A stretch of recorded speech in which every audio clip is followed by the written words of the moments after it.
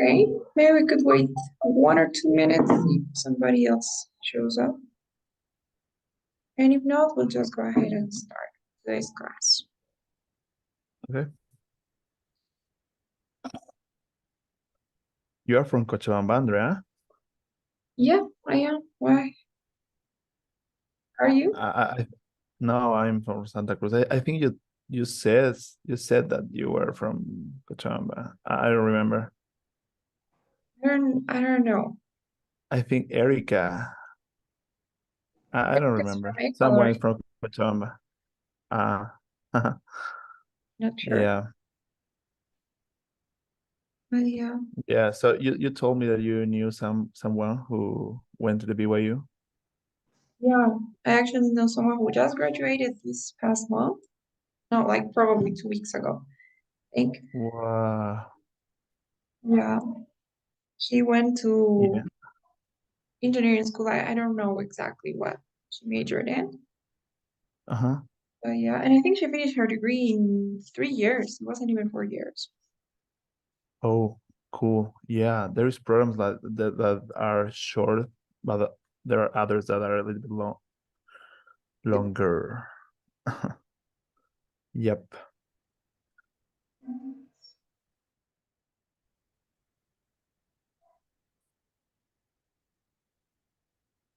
Okay. So, maybe because it's Friday, because this group, we have like 10 students, I think, here, this group. But, Yeah. I think, I guess that's something that I've been seeing lately. On Fridays, people don't connect as much. Maybe because of the time. I don't know. Well, yesterday you said something funny. Being boring is okay. So staying in home on Fridays, it's okay too. I guess you could have. And staying home on a Friday night doesn't mean you're boring either. It's just a joke. You could have a long night after 9 o'clock. Yeah. Okay, so I see more people are joining. Hey guys.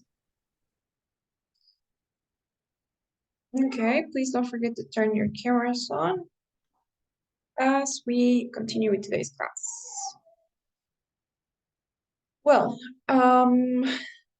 today we'll continue working on the writing section. We said that we were gonna finish looking at the structure of the integrated writing, sorry. And well, that's what we're going to be doing. And we'll also take a brief look at the other types of material that I was telling you about, because remember that argumentative types are not the only one, right? So we'll continue working on this essay. We'll probably just write one more paragraph, the body paragraph, because all of the body paragraphs are the same, we said.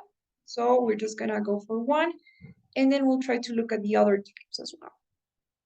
So okay, guys, remember we were doing this practice about smart cars? I think not smart cars. It was driverless cars, right? The ones that can drive themselves. And yeah, I remember that the author was in favor of these cars. The author was talking about their advantages, and the professor was against them, or not against them, but the professor was bringing the shortcomings probably. We wrote the introduction, so we're just missing the body paragraphs, right? And we also talked a little bit about the body paragraph. We said basically what you gotta do here is just contrast the information from the reading to the one in the listening. That's the main focus, right? Contrasting information. And we said that you should talk more about the listening than you do about the reading, right? So it should be like 35, 65%. That should be the ratio, right? So 35% of your paragraph should go for the article, and 65 or maybe more percent should be about the lecture. So that's what we're gonna do. Let's just write this first body paragraph, and then we'll take a look at the other types. Okay? So we'll start by saying, do you guys have any questions before we start then? I don't want to forget to ask. Okay, guys. So, first sentence. The article starts by stating that. So, the article starts by stating that. And in our first sentence, we said we have to summarize the article's main point, right? In this first body paragraph. So we can go back to the reading. We take a look at the first body paragraph, and we will remember that this was about safety, right? We said that the article said that these vehicles will be safer because they are not prone to error, they're not capable of making mistakes, and as a result, they will reduce the number of accidents, right? So we have to now summarize that point in only one sentence. So what do you guys think we can write? The article starts by stating that. How can we summarize this point?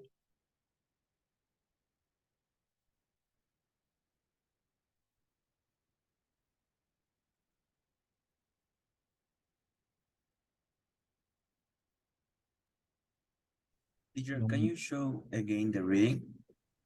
Of course, yes, totally. There you go.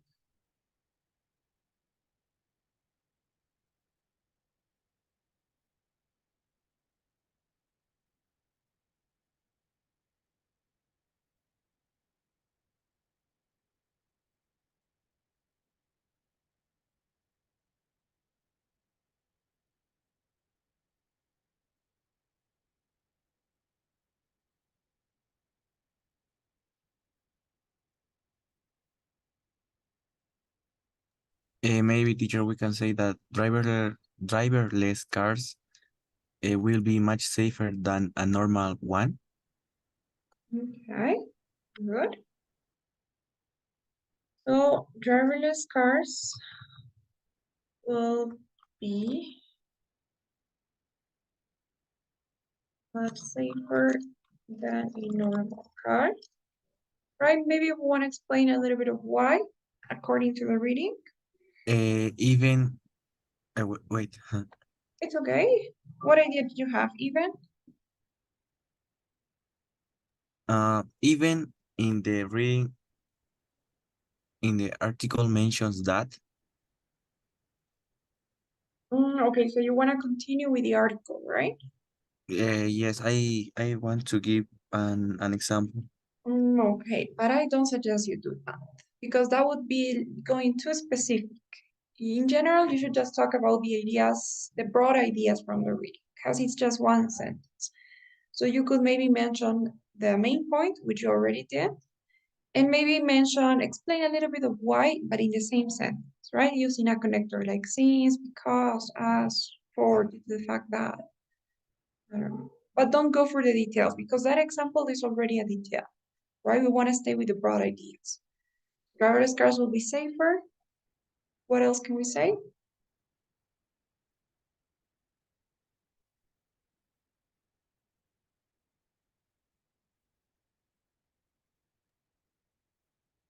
Maybe we can add because they are managed by software.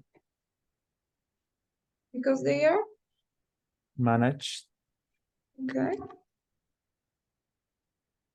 by software. All right, because they're managed by software. Okay, good. For vocabulary purposes, maybe this because can turn into an as with a comma before it. So driverless cars will be much safer than a normal car as they are managed by software. Good, so that is enough, right? Only the broad ideas.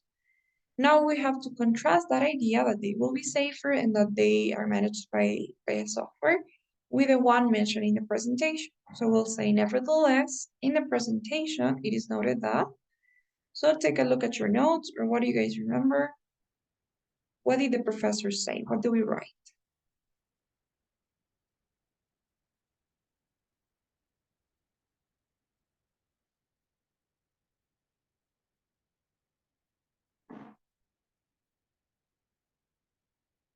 In the presentation, it is noted that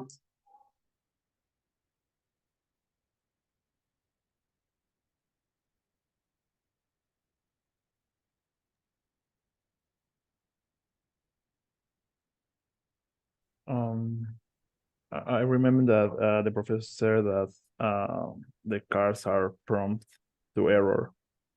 Um, and because they were made by humans. So I'm just making an idea. Just noted that. Um, like I don't remember the whole idea about it. okay, but I think we could start with what you're saying. Mhm. It is noted that That even the autonomous car can be prompt to error. okay, Teacher, maybe say that they are designed by human, so he says that no, so it could provoke an accident. okay, exactly. Or maybe we could incorporate all ideas and say it is noted that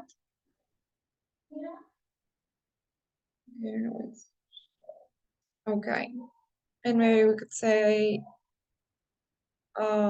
since autonomous cars are designed by humans, they are prone to error. No pasa nada, yo comer después. No va a estar aquí mirando su comida. Cómame.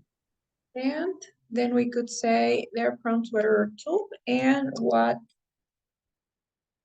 Sebas was saying, right? So we could say, and as a result, or and thus, could cause accidents. Could also cause accidents, maybe, I don't know. So since autonomous cars, or given that autonomous cars are designed by humans, they are prone to, they are also prone to error, we're gonna say, and thus could cause accidents, right? Could cause traffic. Something like that. And now we're kind of joining the three ideas together, that they are designed by humans, they're prone to error, and that they could cause traffic accidents. Right? Is this okay? Do you guys want to change anything?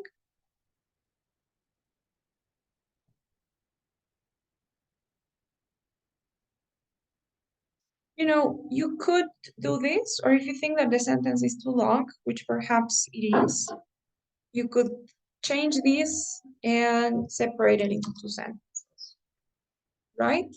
Thus, comma, they could cause traffic accidents, and they are not as safe as the reading says, right?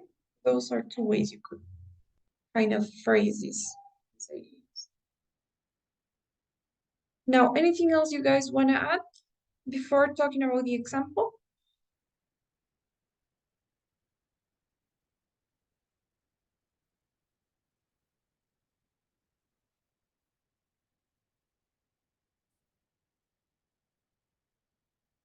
Maybe if we do this. All right. So for example, now obviously you won't always have examples, but in case you do, in case you have examples in the listening, you do wanna add them in the writing, right? In your essay.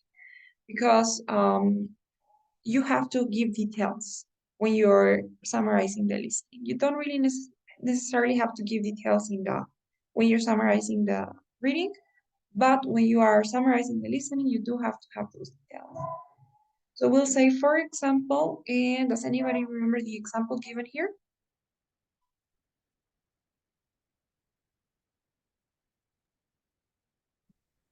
Yeah, I don't really remember the example, but I think is talking about the person who made this study.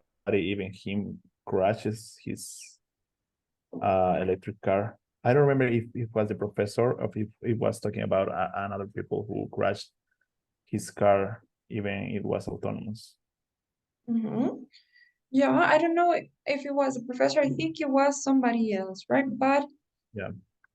I think that example was related to the example mentioned in the article, right? From what I remember, the professor's like, well, actually, the example of the card mentioned by the author, the one that Oh, okay. Uh-huh. that was the one that had an accident, right? Oh, yeah. I'm confused now. Yeah. Okay, and I think it was like on the news, and it was like a great thing that Oh, everyone was talking about. So what can we say now?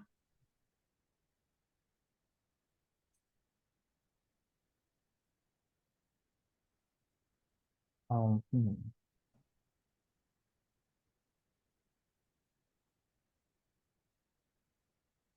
Can we come back to the example where we are writing? Just Yeah. a little second. Mhm.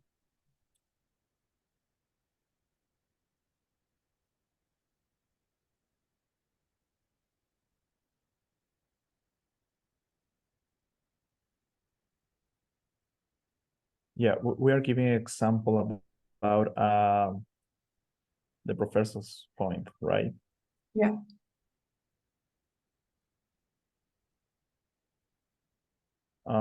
So the example about the accident is wrong. Uh-huh. Yeah, the example given in the reading is actually not is inaccurate, right? Is wrong. That's not true. Because that car hit another one.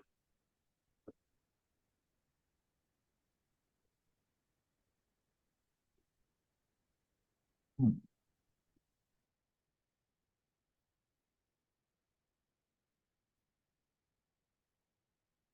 Okay, so for example,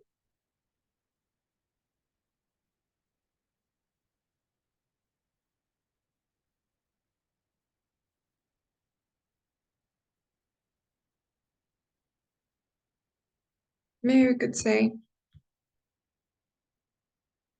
something like, let's start by just saying it is mentioned that. So for example, it's mentioned that the maybe you could say the information provided by the reading is inaccurate, right? Or we could say it is mentioned that the car used as an example in the reading actually, well, the self-driving car mentioned in the reading actually caused an accident, right? Caused a traffic accident or hit another car. And this makes everybody question the safety of the cars, right? Of the driverless cars, something like that. So how would you guys phrase it?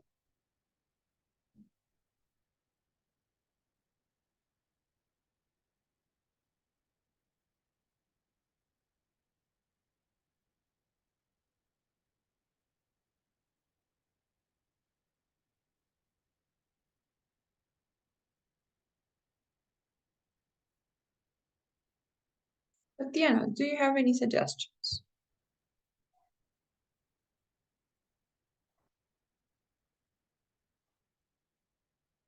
Mm, no, sorry, teacher. I yesterday I have bad internet and I can hear it well the audio. Okay, Sebas, what about you? No, no teacher, no idea. No, really, Esteban?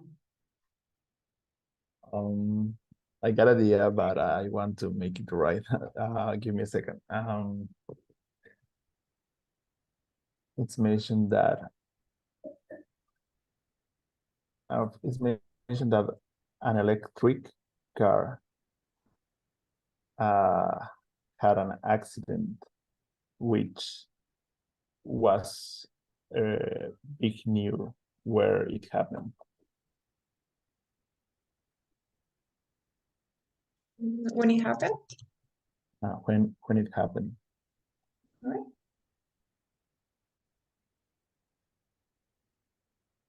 Yeah, so that's what I have. So maybe to be more precise, it is mentioned that it's not just any electric car. No, an autonomous car. Okay. Yeah, but it's not just any autonomous car. It's the one mentioned in the reading, that specific one. Okay, it's mentioned that the autonomous car that is mentioned in the reading had an accident. Okay, good. An accident, which was big news at the time, right? All right. Maybe like as a closing idea, so far we have two sentences, right? We have one here. We have another one here. Now, one thing that they really want to see is how you connect ideas, right? So again, we're talking about safety. The idea here is that driverless cars are supposedly safer because they are managed by a software. Now, everything we said here is correct, but just to like emphasize on that connection, maybe we could have like a closing sentence that says, um, as a result, as a result, the safety um, of these cars, the safety, yeah,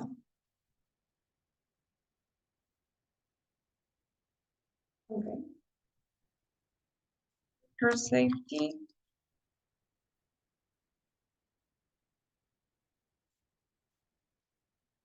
has been questioned. Something like that, right? So again, we're like coming back to the argument on safety. Basically, we're saying these cars are not really safer, right? They're not that safe as the reading wants to say. So as a result, this car safety has been questioned by the public. Okay, something like that, right? But the important thing here is the structure that we want to come back to the main argument, right? We want to make sure that the ideas are clearly connected, right? That connection is totally clear, that we can see how the reading and listening relate to each other. Is this okay? Do you guys have any questions? Teacher, so you recommend us to, for example, in the article, just mention the main idea, but in the lecture, the main idea and one example? Yes, exactly. Not necessarily one example because you won't always have examples, but details. So when you talk about the listening, you have to explain, you have to develop the idea. You don't have to just like go superficially around the idea, but you have to go deep. So you have to give explanations, exemplifications, and details. That's what the ETS says. All right, and that's how you develop the idea.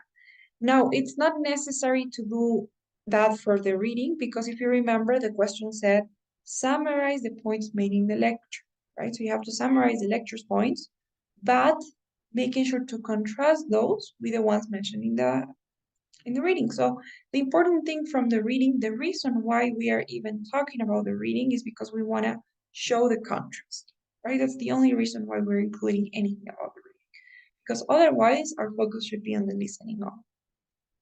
Okay, so yes, to answer your question, one sentence where you summarize the main idea only from the reading, and you can have two or three where you summarize the ideas in the listening, but you explain them too, right? With details, explanations, and examples. Is that okay?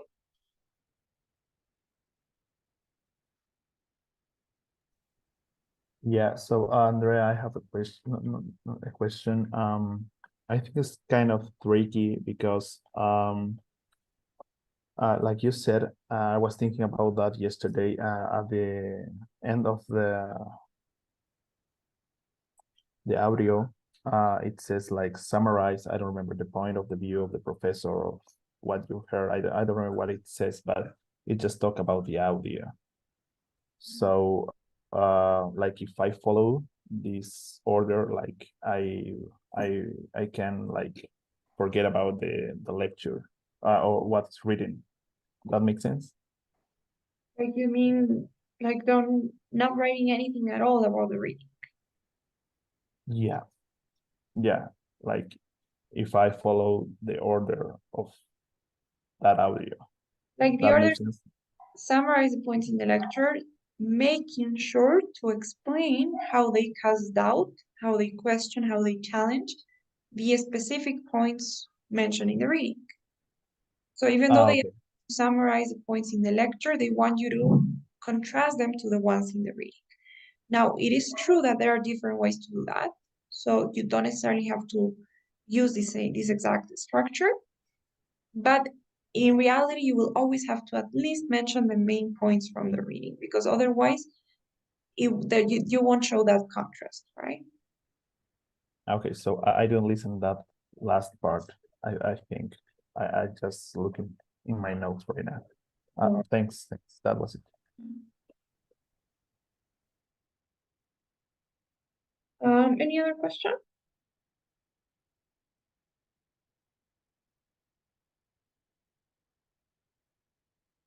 Okay, no, that's it. Honestly, that's the structure of the essay. We don't necessarily have to go over the other ones. If we have time, we can complete the essay, but this structure is going to be the same for all of the body paragraphs, right? That means that the next one will be exactly the same. So you will have one sentence where you summarize the readings point. You say, furthermore, the author also points out that autonomous cars will be good for the environment since they drive more efficient. And then you say, on the other hand, the professor explains, and here you summarize the professor's point, right? That even though these cars may drive more efficiently, age restrictions won't apply anymore, given that like old people or younger people will be able to drive or be on the roads or have their own car. Then more cars will be on the roads, which means that pollution levels are not going to be reduced, right? Because you will have more cars. So basically, you do that. And as you can see, I'm just giving one sentence for the reading, and I'm explaining everything that's necessary, that needs to be explained in terms of the lecture, right? So the structure is the same for all of the body paragraphs, and you do exactly the same for the last one. You say, finally, the author mentions that another advantage of driverless cars is that they will provide passengers with extra time, as they don't have to drive anymore. Still, the lecturer maintains, and then you talk about the professor's point, right? That like people won't know what to do with this time. They will end up wasting it. They will use it for things they already do most of the day. Plus, some people like driving and it's a distraction for them. So you explain the points in the reading, in the listening, sorry, right? So, is that okay? Do you guys have any questions about this?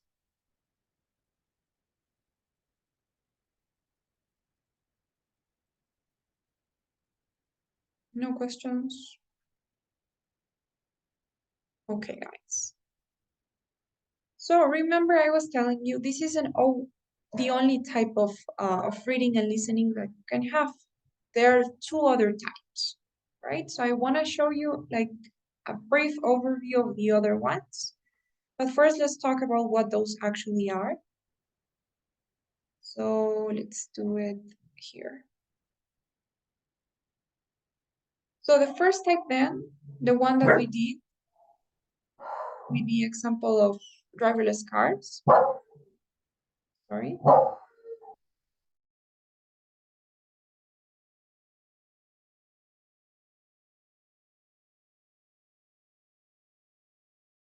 Okay, that one was argumentative text, right?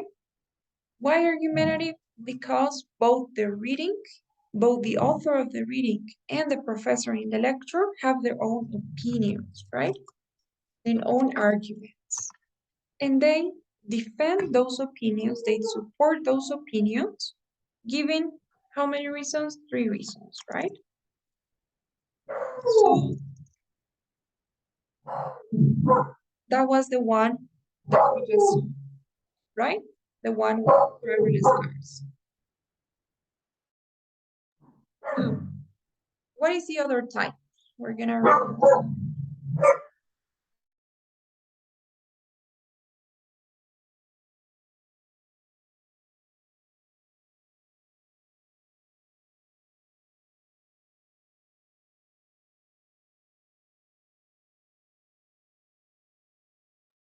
Okay, so the other one is where the author in the writing, basically both of them, the writing and the reading and the lecture will talk about something that happened in the past, a past event. So something that happened in the past. Maybe, for example, we could talk about the extinction of dinosaurs, okay? So what do you have in this type? In the reading, the author of the reading will give you three different theories that could explain this phenomenon. So three different theories that could be used to explain why dinosaurs became extinct, right? Maybe one theory is going to be a rock crashing the earth. Maybe another one will be like huge environmental changes. Maybe there's going to be another one that has to do with human interaction. I don't know. But that's how it works. So in the reading, they will be talking about one specific event and speculating about three different or three possible theories that could explain that phenomenon happening. Okay? And in the listening, the topic will still be the same, but the professor will object to each one of the theories mentioned in the reading. So the professor will be like, actually, a rock crashing the earth is not a good theory because of these reasons.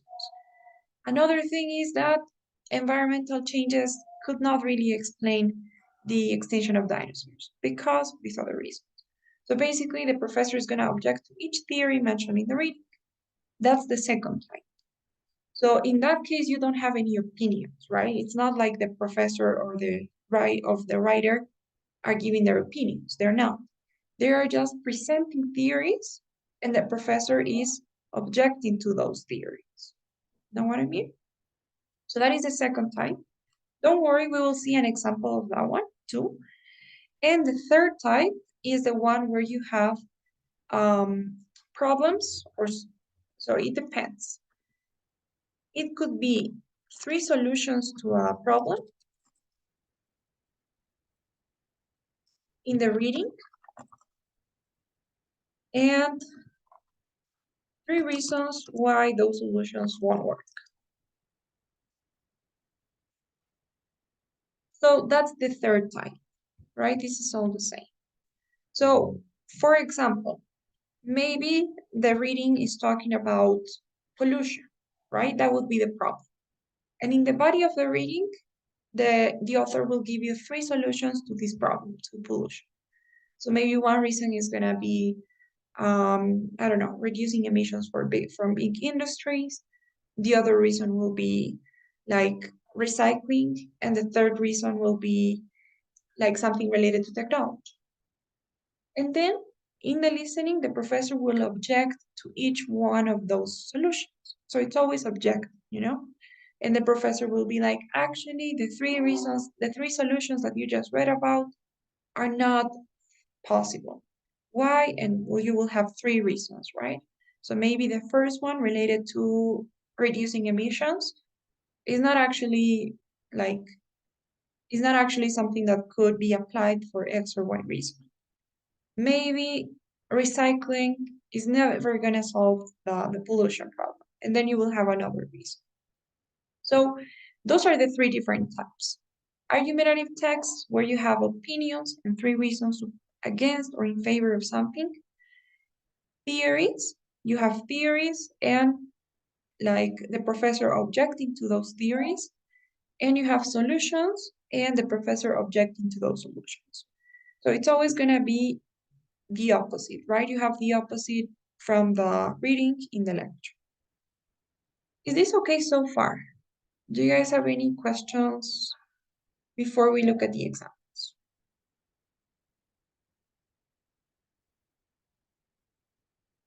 No? No questions? Okay, guys. So for example, this is one.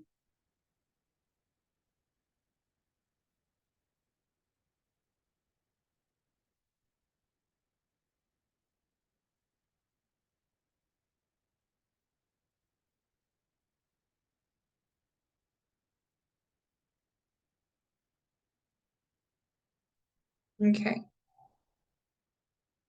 So Tatiana, could you please read the introduction of this article, sorry.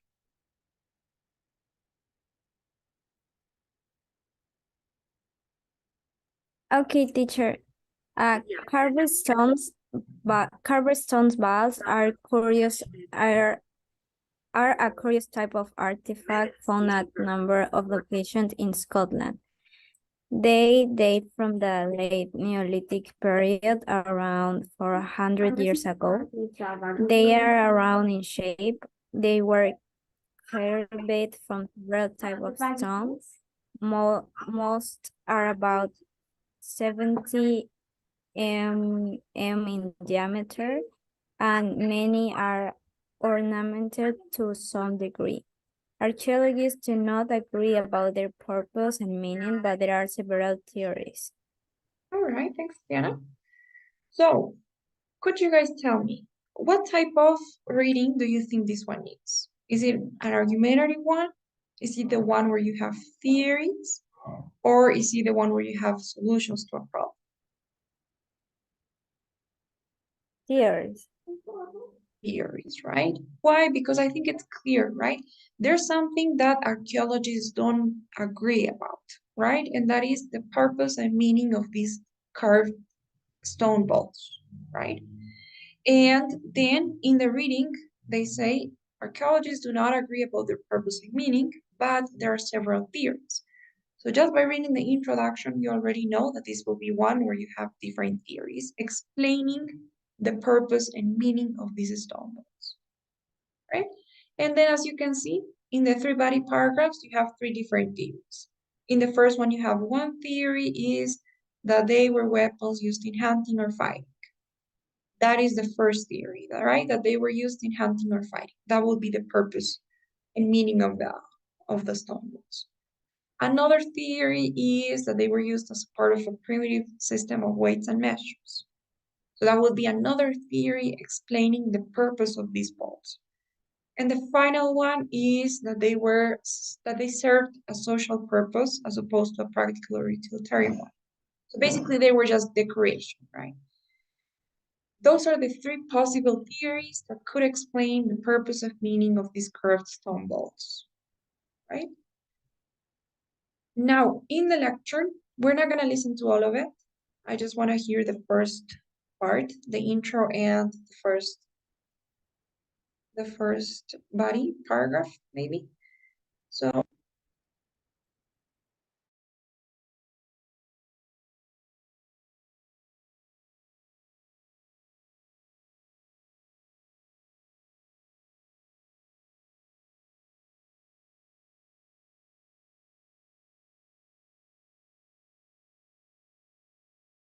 Now listen to part of a lecture on the topic you just read about. None of the three theories presented in the reading passage are very convincing. First, the stone balls as hunting weapons. Common Neolithic weapons, such as arrowheads and hand axes, generally show signs of wear. So we should expect that if the stone balls had been used as weapons for hunting or fighting, they too would show signs of that use. Many of the stone balls would be cracked or have pieces broken off.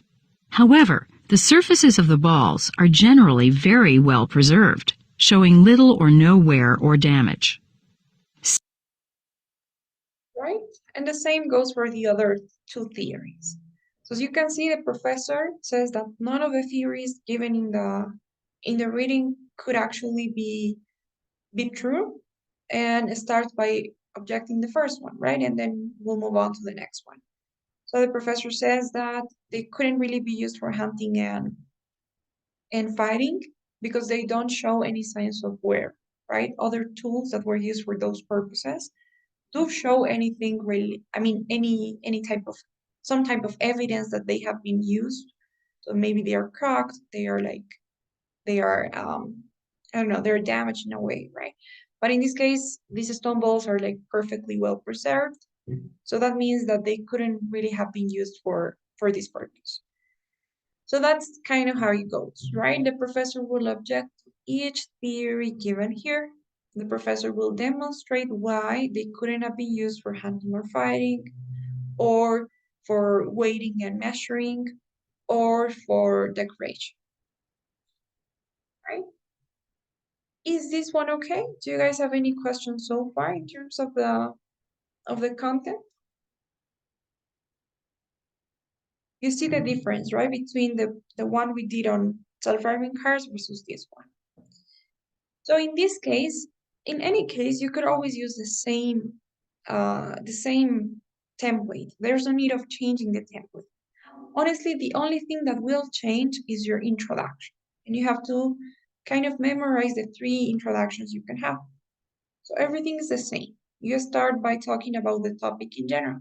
So you would say, the article and lecture both discuss stone balls, which were, and I don't know, a type of artifact found in these locations that were carved from several types of stones, right? So first you talk about the topic in general, give some context. And then you talk about what the author claims. So you say, the author claims that archaeologists are not sure what the purpose of these weapons, of these artifacts was, right? So they don't know what the purpose of this artifact was.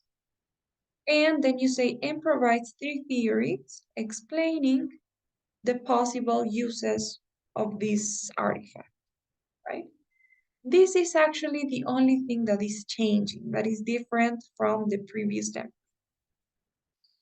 Then you say, however, the professor argues that none of these theories are actually plausible, objecting each one of them, right? If we are already mentioning theories, we could change things. Or we could say, however, the professor argues that none of the points mentioned in the reading are, I don't know, could be supported, objecting each of the author's theories. Something like that, right? But the only thing that changes really is this part. Instead of saying providing 3 arguments, you say providing 3 theories, right? Because you don't have arguments anymore, you have theories. And then everything else stays the same, right? Maybe you can make some changes. So you could say as a second theory, instead of saying furthermore. But that's like a slight change. Everything else stays the same. So what do you guys think? Is this okay? Do you have any questions about this type?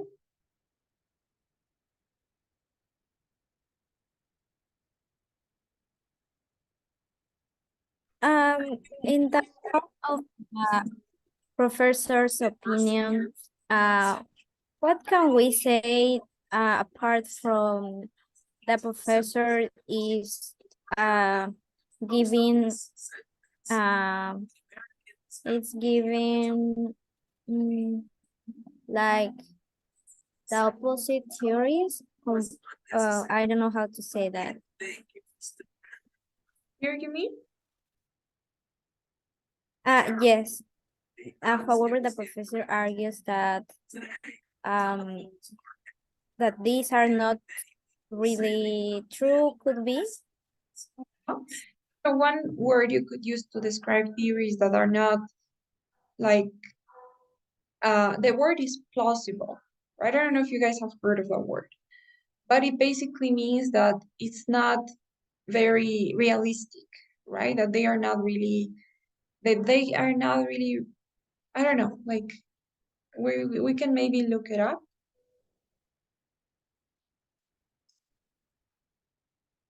But that word I think is the best one that you could use when talking about theories that are not, que no son factibles, right? I think that's the word in Spanish, factibles. So it says seeming reasonable or probable, right? Those are all other words that you could use. So you could say the professor argues that none of these theories are actually reasonable. They are actually likely, plausible, probable. You have some believable, convincing, it's another word. So maybe those are some phrases you could use. Only this phrase is okay, or we have to write more? Oh no, that's okay because the professor doesn't really have an opinion, right? You cannot say something like you did before. You could even skip that and say the professor objects to each of the author's theory, and that'd be fine as well. So no problem, you don't have to write anything else.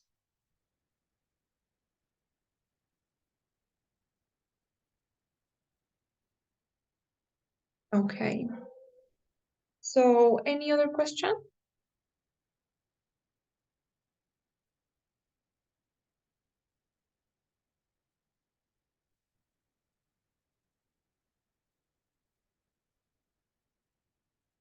Okay, guys. So this is the other one. So we're gonna do the same. Sebas, could you please read the introduction? Okay. Glass is a favorite building material for modern architecture, yet it is also very dangerous for wild birds. Because they often cannot distinguish between glass and open air, millions of birds are harmed every year when they try to fly through glass windows. There are, however, several solutions that responsibly business can use to prevent injuries to birds. So as you probably noticed, this is the third time, right? When you have a problem, what is the problem here? The glass injures birds. Exactly. Right. So glass is a problem for birds, right? Birds are harmed, they are injured because of glass being used as in mirrors, right? I think. Well, not mirrors, in windows. So that is the problem, right? That birds are harmed. That birds are harmed because of the use of glass in buildings. And you have several solutions, but they only mention three, right, in the reading. So you have the first solution, which is one-way glass. So they say one solution is to replace the regular clear glass with one-way glass that is transparent in only one direction. So basically they want to use one, like this type of glass that is transparent in one direction, but the other one, the one that's facing birds, is not transparent. The second solution, colorful designs, it says. So a second solution is to paint colorful lines or other designs on regular window glass. So to do some designs on glass, right? To maybe paint lines or some designs, probably so that birds know that this isn't, that there's something there, right? And third, magnetic field. And it says the third solution is to create an artificial magnetic field to guide birds away from buildings. Okay, that's interesting. So basically, the important thing here is that you have a problem, birds are being harmed by the use of glass in buildings, and you have three solutions, right? Three solutions that are proposed, maybe you could use that word.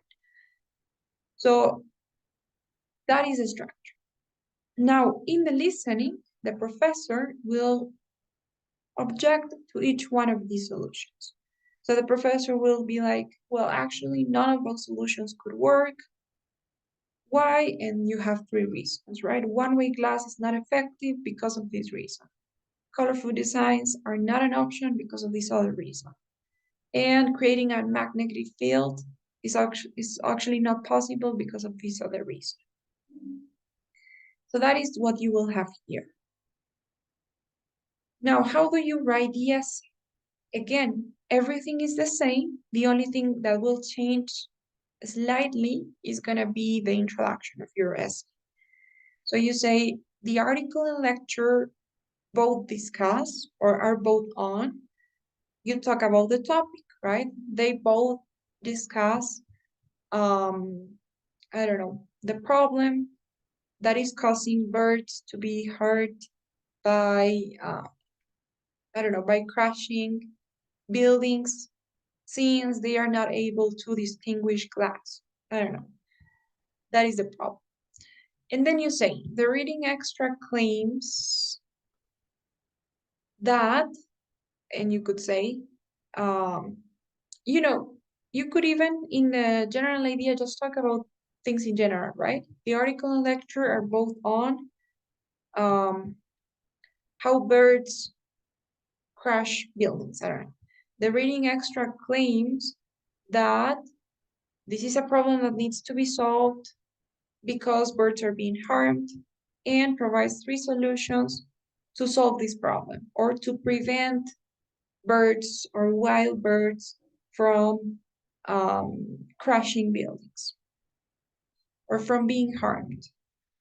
However, the professor objects to each of the author's solutions, explaining why they could not be possibly implemented. Right? So that is the only thing that's changed, really. Everything's still the same. Maybe the phrases you're gonna use, you're not gonna say provides 3 arguments anymore again, because they are not arguments, right? They are solutions to a problem. So you will say that. And same thing when you're talking about the lecture. You won't say objects to each of the author's arguments because they're not arguments, they're solutions. And you could say maybe explaining why they could not be possibly implemented, right? Or why they could not be practically implemented. So that's it. And then the body is exactly the same, right? You don't have to change anything from the body of the essay. So what do you guys think? Do you have questions about this one?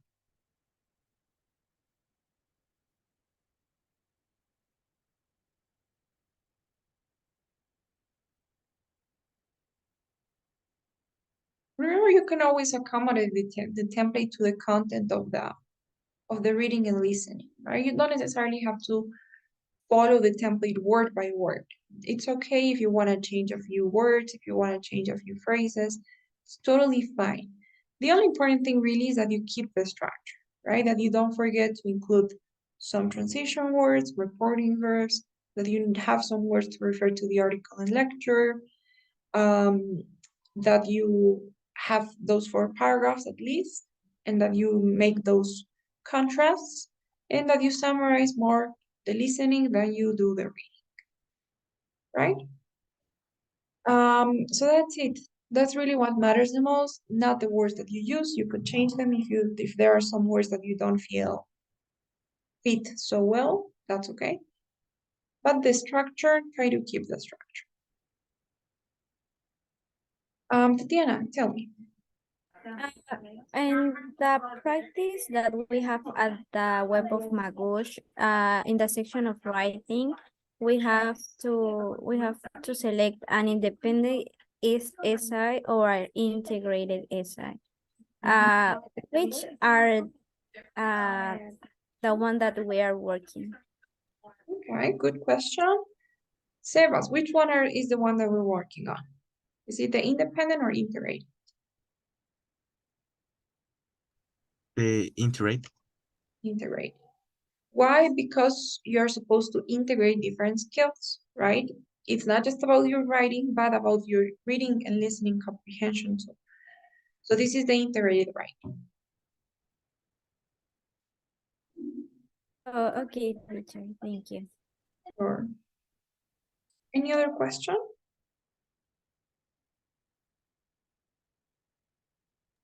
Teacher, sorry, in the TOEFL test, in the section of writing, if we have 2 parts, so each part is 15 points? Okay, interesting question too. So actually they don't grade your essays like using that scale. They actually grade them from 1 to 5 or from 0 to 4. So it's over 5 technically. You have 5 different levels.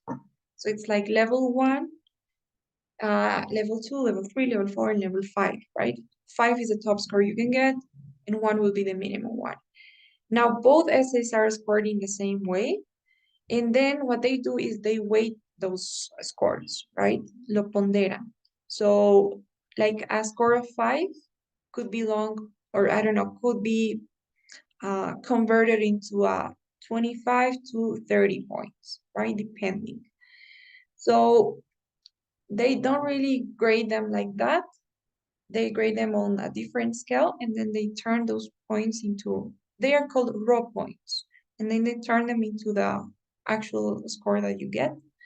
But it works like in a, they have, they calculate the average. So they don't add both the scores that you get in both essays, but they get the average in both, and that makes your final score. So yeah, that's how it works. Okay, teacher.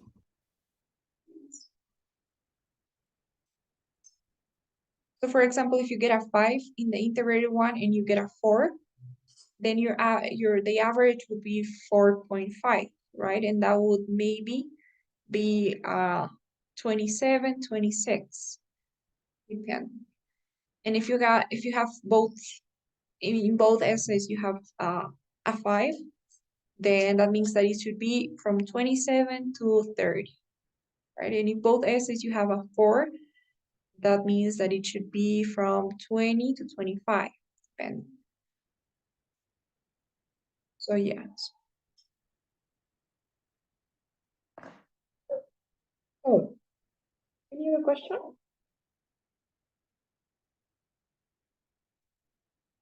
Okay, yeah. So please, another thing before we go, I'm gonna assign you an essay.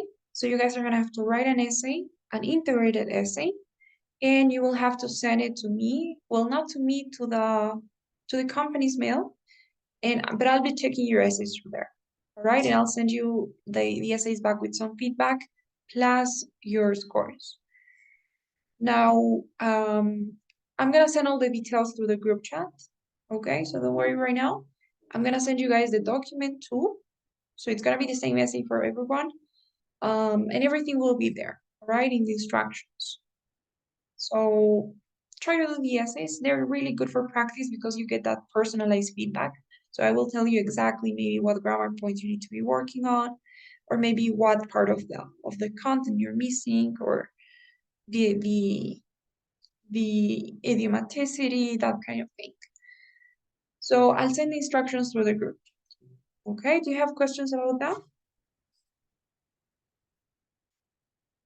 No. Anyways, if you have questions, once I send the instructions, you can just let me know by writing in the group too.